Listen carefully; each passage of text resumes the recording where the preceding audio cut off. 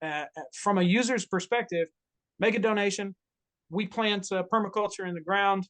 You reap the benefits of that permaculture by using a digital farmer's market. From the perspective of a farmer, receive an order, package it up, drop it off.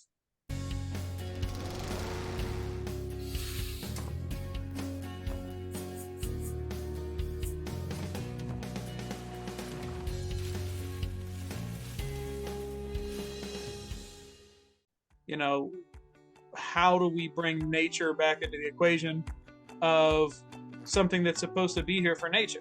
Welcome, Stephen. This is Stephen York. He is the founder of Sprouts NFT, and I'm just going to let him go. He's got a lot of energy and a lot of awesome things to say. So welcome, Stephen. Thank you. Thank you so much. Welcome to our show. Thank you, Kevin, Brandon, Ian, Lana. Thank you so much for having me. Yeah, well, just let me go, huh? Okay, what is Sprouts NFT, I guess? Yeah, I guess that's the biggest question. Yeah, especially I think too, as it pertains to people who are interested in growing food, right? On a simple level, Yeah. what is it that they can look forward to? How can they plug in? So I think first we have to talk about NFT because it's right in the name. And I don't want to go on too much because I could lecture just on that for an hour. NFT in brief stands for non-fungible token. So this is a term that's meant to mean something that isn't exchangeable with something else. So if I have a penny and you have a penny, we can trade. It doesn't really matter. They're fungible. A non-fungible token might be something, an extreme example might be the drawing my 10-year-old son Finley does for the Mona Lisa. You'd probably be a little upset on that trade. So one is considerably more valuable because we can track its history, because we can track its origin, right? And so an NFT gives us the same ability. An NFT is a token that is registered on a ledger, a digital ledger, a decentralized digital ledger, much like a cryptocurrency. But instead of, for instance, one Bitcoin being exchangeable for one Bitcoin, if we trade, it doesn't really matter. Your Bored Ape Yacht Club for My Sprouts NFT are dramatically different in a number of ways. So far, that's mostly just been used to create a certificate of authenticity for digital art of various types. There's all sorts of speculative buying and selling of those, and that's interesting, but we're looking to do something different with it. So for us, Sprouts NFT is a ledger record. It is a token that is recorded on a decentralized ledger.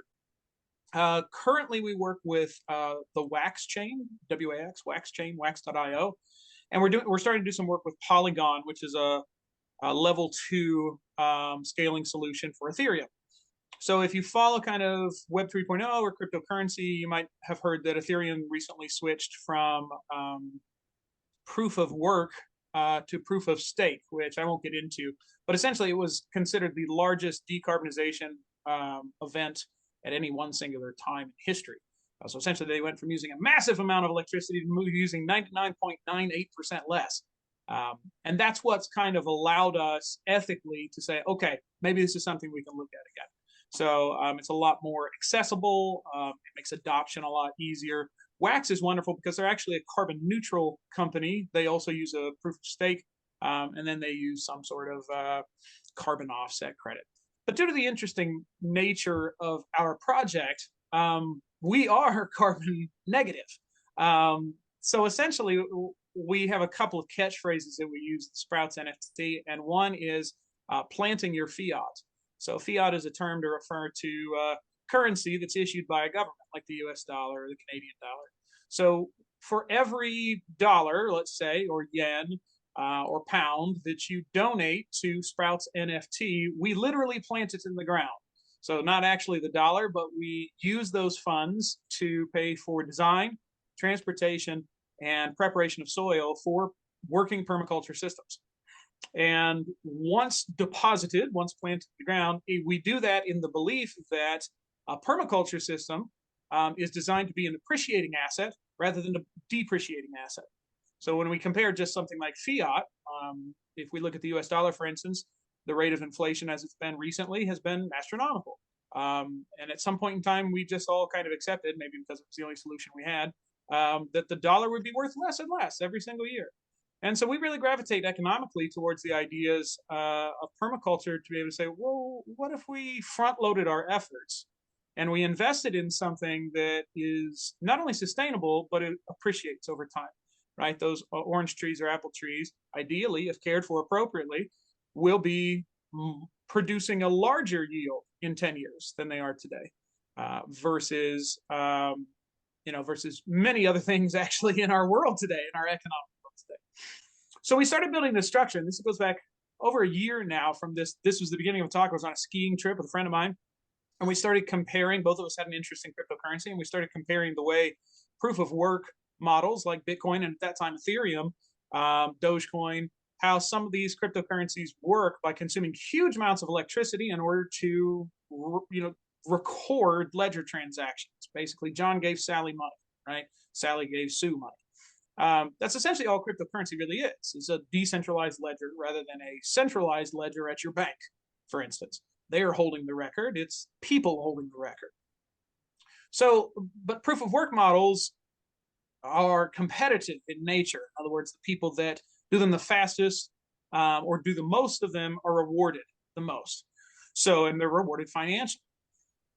Well, what that ends up doing in our current system, initially, Bitcoin was a program you could run on your desktop in the background, right? You'd mine whole block rewards, as they were called, for helping the menial amount of transactions. At this point in time, blockchain currency has grown to such an enormous size that proof of work models, now the only real way to make it profitable is to purchase what's called application specific integrated circuits, which, to say shortly or briefly, is a computer that just does one thing. Doesn't run Windows, doesn't run Linux. It just does one thing, mines Bitcoin, and that's it. And that's the most appreciating asset that I can actually think of right now. It loses more value than a brand new car right off the lot. So in other words, each year it depreciates in value because newer models come out. And those newer models are now the fastest, the shiniest, the best, and so they're rewarded the most. You have this, over the course of about 3 or 4 years, you end up having the world's most expensive paperweight. And we thought, boy, this is really not sustainable. This is not, never mind like the use of energy, we're creating all this waste. The only people that are really benefiting from this are energy companies and hardware manufacturers. So what if we took those same kind, and at that point in time, this friend and I were involved in a mining collective. So we were decentralizing that even further. Some of this equipment costs tens of thousands of dollars, and that's for one of these application-specific units. So we were in a collective, a group of family and friends that all kind of pitched in a little money to mine some currency, and we weren't in it for very long because we made a little bit of money. But we said, boy, what if we instead pulled our resources together to plant a permaculture system? So what if we got a parcel of land and put that same kind of money, instead of using electricity and using resources to create ledger transactions or ledger entries to track the movement of money, what if instead we invested into a physical, tangible asset that then we represent digitally, and then we use that representation to mark membership? So in other words, if you, Lana or Brandon, if you were to make a donation to Sprouts NFT, you will receive a tokenized representation of that donation. That's our thank you. Thank you very much. And that's the NFT. That's what differentiates Brandon's donation from Lana's donation or Ian's donation. And so we know that's Brandon's because it is singular, it's non-fungible. That is Brandon's. You can think of it like a digital membership card. In fact, that's the way we've designed it. It looks very much like a membership card. Because again, we're using the model of a PMA, a private membership association, right? So once a member through donation, that's the only way to become a member. Weekly, you receive a reward token. So the reward token is a separate token, and it's unique within the digital sphere in that it expires. So it can only be used for 1 week. And the reason for that is in every step of this, we look to nature for our examples. We go back to nature and say, well, what happens in nature? We have this problem of, well, if every week we're printing this reward token, we have massive inflation. We have 100% inflation, right? And that's not how nature works. And the idea of the reward token is to redistribute a fair share, to use the permaculture terminology, a fair share of the yield that nature provides us with to the people that help make it happen, right?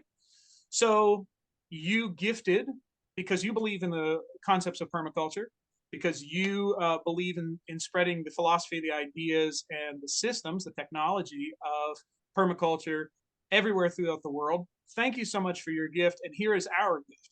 So if you happen to be in an area that's near a Sprouts NFT farm, you could take that reward token and claim actual food, real life, real world food.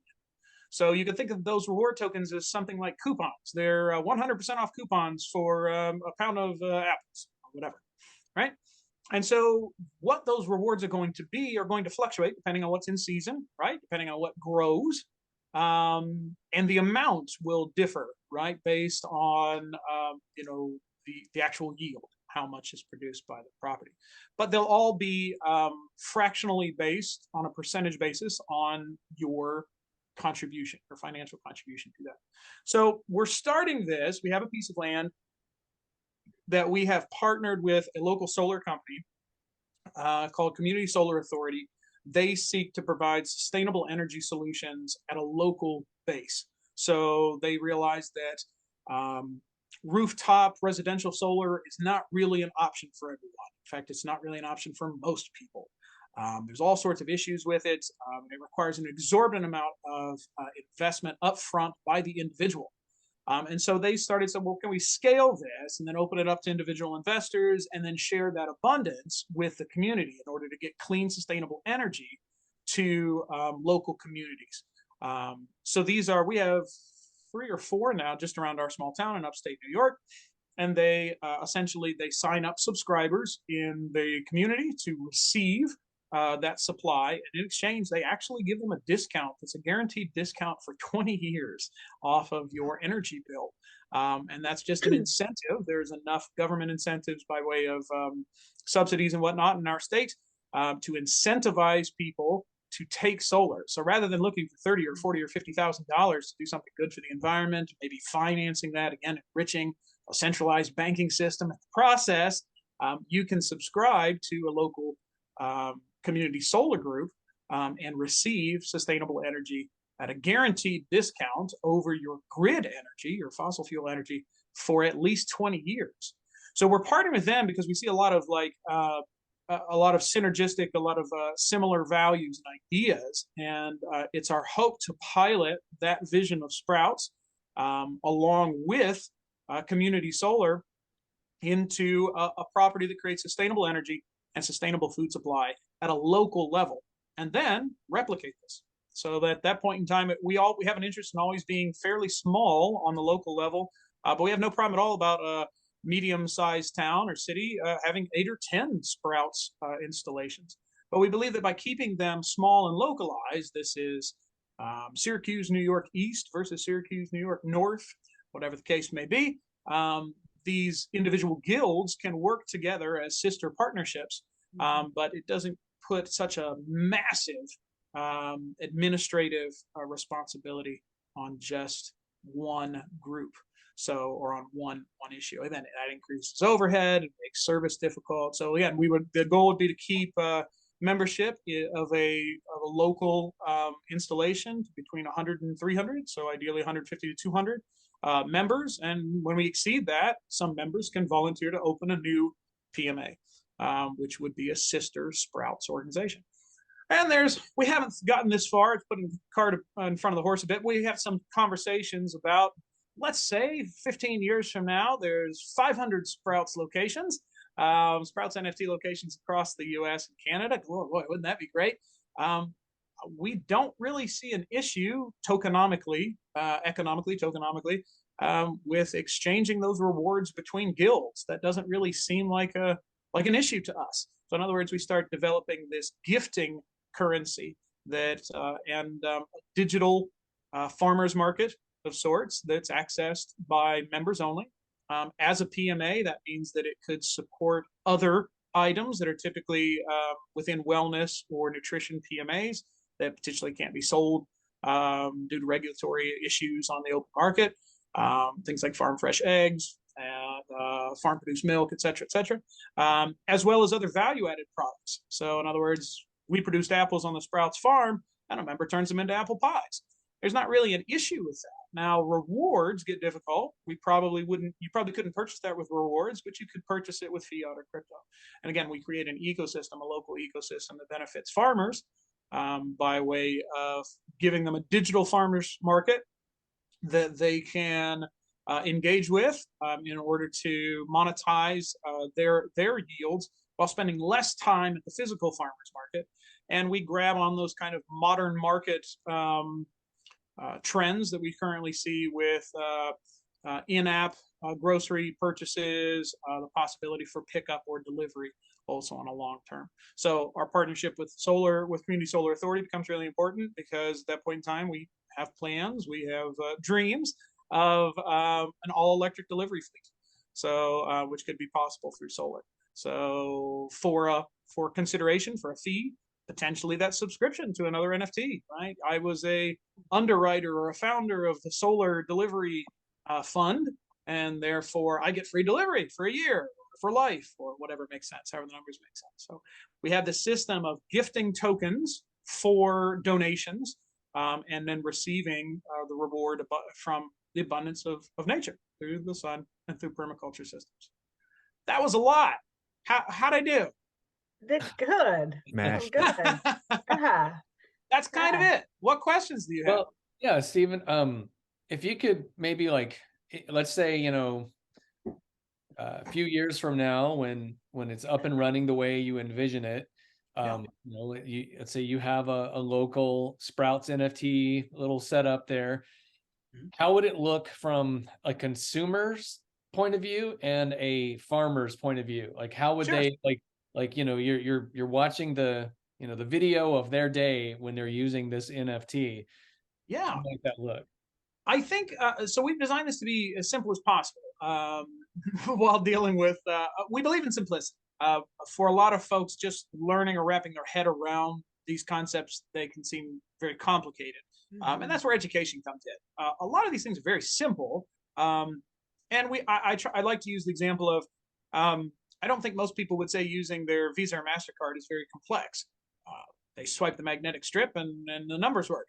But the back end of it, right? How all of those transactions are actually authenticated, and how that information moves from one place to another. Most people don't have to worry about, right? You don't have to know the inner workings of the database infrastructure and API of Visa Corp as it coordinates with your local bank to use a Visa card, right? To use your debit card.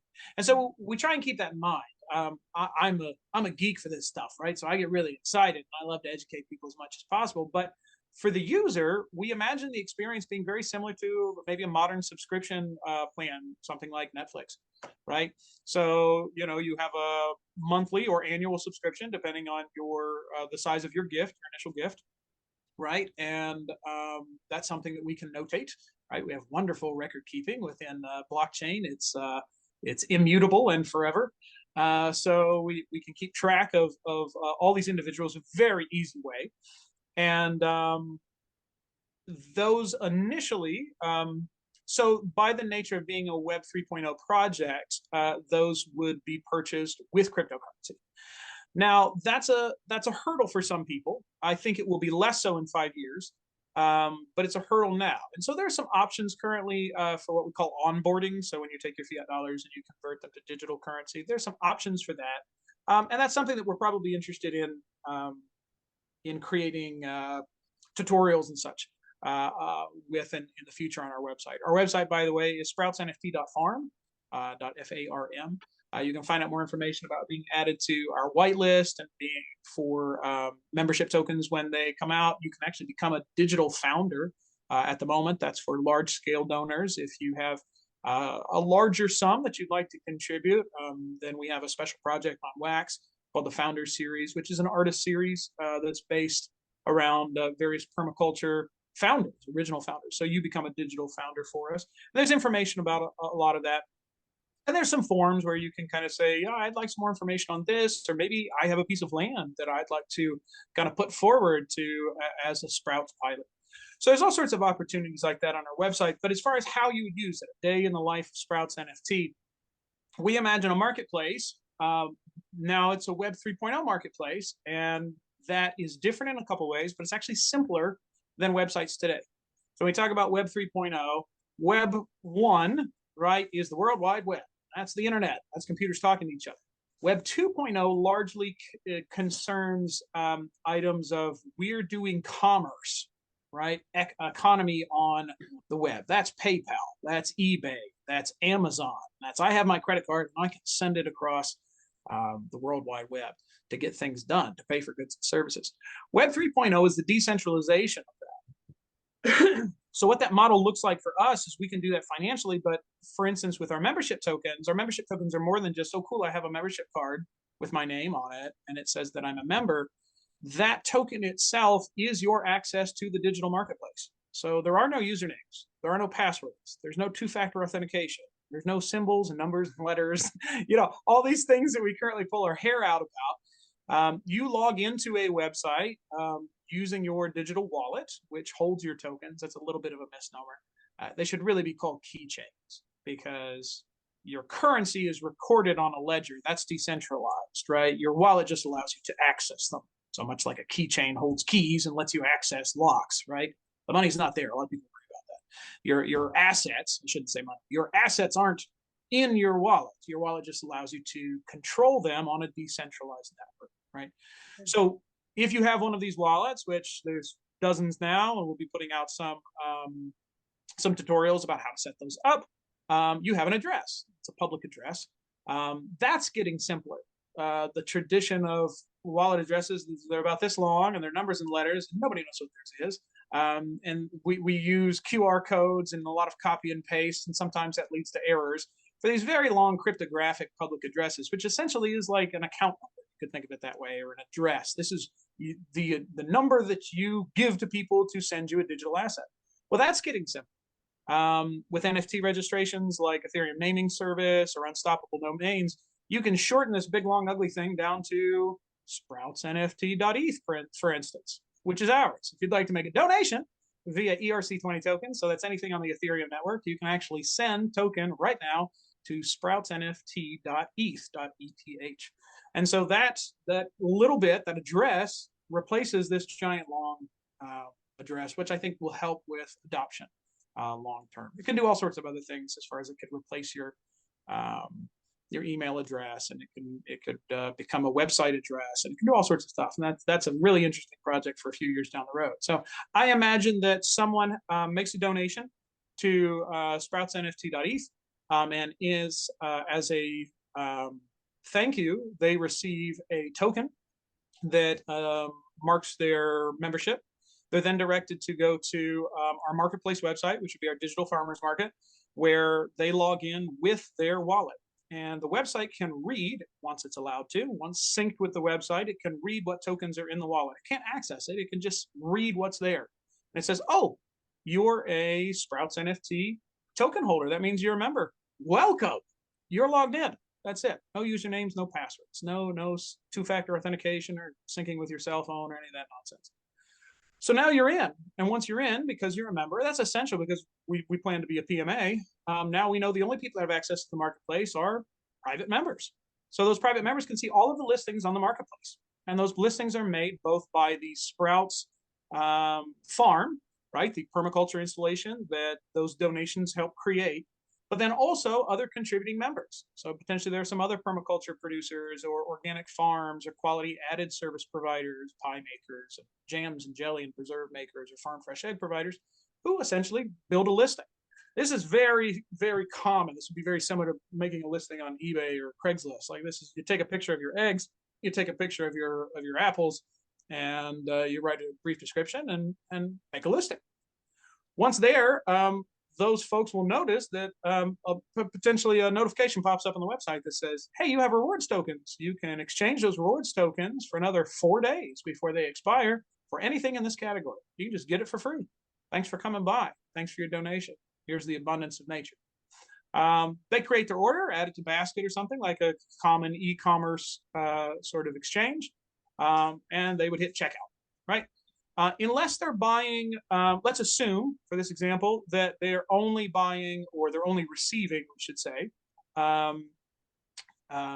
rewards eligible permaculture. So they're getting some apples, they're getting some kale, right? They're getting a few items there that are completely covered with their rewards tokens for being a Sprouts NFT member. In other words, they didn't buy any value-added products.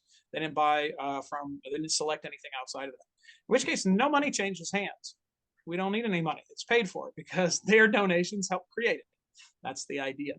At that point in time, the farmers on the other side get a notification that says, hey, John and Sally got these things.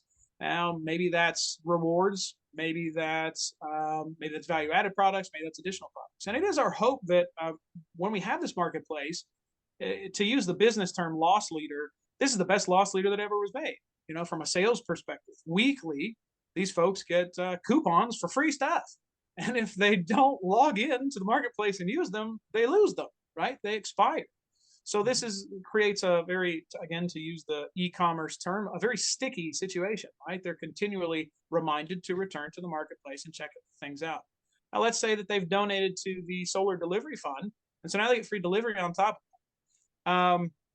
Well, they already have free delivery, and they already have free apples and farm fresh eggs, for instance. You might as well pick up some pies and jellies and jams while they're there, don't you think? Right? Mm-hmm. So this creates an opportunity for a real marketplace to occur. So in that transaction, some of these items would be discounted 100%. Some of these items would be paid for in some other means, whether that's fiat or crypto. And those funds would then be sent to the farmers who then package them. I'm imagining, initially, for some reason, I don't know why, I imagined a brown paper bag. That was what was in my mind. And I thought, okay, here's John Smith's brown paper bag, and he's got his little label on top. And there we have it. And my wife actually said, why don't we do like a reusable bag, right? And then you have a member bag, right? And so maybe that's another option, right? So maybe at a certain level of donation, you get this as merch, right? You get a bag that's reused by these kind of folks. So we've already partnered where we have agreed partnerships with a local herb and supplement shop in our town that's agreed to become a marketplace. And so we'll pick a market day. So say it's Wednesday is our lowest foot traffic day, right? And that's the local shop that has vitamin supplements and minerals and other organic items. It's called Organic Earthling in our town. It's a local business, right? It's not a chain. And we said, but he says, boy, Tuesday or Wednesday, I really have low foot traffic. Those are my lowest days. So, well, why don't we set a table out front and you become our market host? And so for those folks that don't have delivery, that are fine picking up their orders themselves, they would come into the market location and they would say, I'm Stephen York. Here's my membership on my phone. You can see my membership right there. There's my name, so we know it's valid. And they say, oh, hi, Mr. York. Yeah, got your bag right here. Have a great day. And so for the farmer, all they've done is they've packaged the only thing that they've packaged, prepared, transported are items that are pre-sold. So they're not packaging all of their produce up. They're not damaging that. They're not spending hours setting up tents and standing in the sun. They make one delivery. And so maybe it's one customer, maybe it's 50, but they make one delivery and they go home. Where what we found in talking to farmers is that's what they prefer to do anyway. They want to be on the farm. They have work to do there, right? Yeah. So it's a benefit for them to do that, to make that one delivery. Again, in time, we hope to add a delivery function to this that would create a gig economy of sorts, an insert gig economy in which a driver would travel to the farm or, again, a local pickup area, and then make that final delivery to the customer at their home in a very like a Postmates or Instacart kind of way. So whether we outsource that to one of these Uber Eats sort of companies, or whether we're doing that ourselves on a local level, I'd be really interested to do it on a local level. So again, we can ensure that it's done well. So now we're creating a third way of stimulating economy in a local sense, right? So we've got this installation creating food and energy for the community. We have revenue that we can use for laborers to help bring in that harvest once it comes to yield. We're driving foot traffic and commerce to a local business that's aligned with us in mission and ideals. And then the furthering of that is, and we've created a gig economy for a delivery driver by way of an electric delivery fleet. So that's the big picture. What of that we get done is, and when is the question, but that's the big picture. That's the dream, if we're to paint it. So yeah, we imagine it being very, very transparent, very easy. You would log on to a marketplace that would send you notifications to let you know. Somebody might ask, I'll anticipate this question. Somebody might ask, what happens if my rewards token expires before I use it. So because food expires, your rewards have to expire, right? The farmers can't hold on to your food forever on the hope that you come and get it, right? It's all going to be a rotten mess.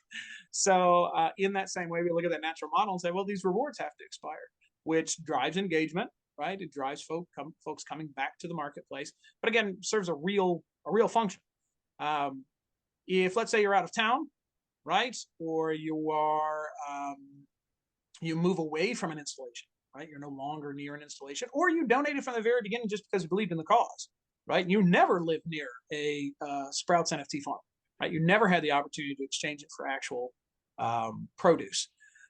Those rewards are transferable, tokenized. So they're transferable, which means they're in your wallet and you can send them to someone else. So what folks do with them, that's where we start to get to a potentially sticky area. That's a legal matter, potentially.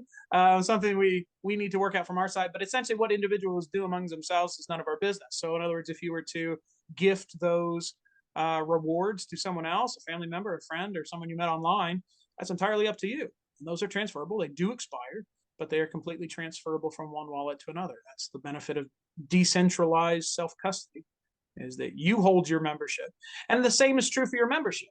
Again, it is tokenized, it is personalized, so we'd have to find a way to actually kind of update that, but there's a solution, I'm sure. So in other words, let's say you move from an area where you say, boy, this really isn't for me, or whatever the case may be, theoretically speaking, you could sell your membership. So say you've paid for an annual membership, you could sell it to another person and transfer it with a click of a few buttons from one wallet to another, just by knowing their wallet address. You don't even have to know their name.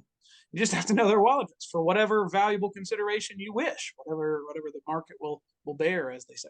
We're not super interested in those from our perspective. That's all kind of, we're not interested in creating an exchange market of rewards tokens and speculative membership exchange. That's not my interest. But if people want to do that, they could. And at the end of the day, my brain can say, that means that if this project kind of got quite large, you could see, especially with the kind of rabid viral nature of some NFT projects, you could see the kind of speculative money coming in and saying, boy, this membership gives you free food for a year. Well, I'm going to get in that. That's more, this is undersold. This is undervalued. So I'm going to buy this in order to raise the floor price, increase the scarcity of the token, and then sell it on an exchange. So initially, you could do that. My first thought is, well, if speculative money wants to drive sustainable permaculture solutions, I'm okay with that. But on the other side of that, we do have to manage, well, how do we make sure that the regular Joe can get to it? And so at first, those type of exchange mechanisms won't really be in place. So in other words, you will be soul bound is the term. I think that's great. Sounds like something from Zelda or something. Your membership is soul bound. So in other words, when you receive that NFT, you cannot transfer it. So it sits there in your wallet forever. So if and when that opportunity comes, in other words, I think we would consider those on a case-by-case basis. I think it's a wonderful idea as heirloom asset, pass down your founding membership to your daughter or son at the end of generation. I think that's wonderful. And essentially it could go on as a real life asset, representing, tokenizing a real parcel of land that's a huge benefit to the community. I think that's wonderful.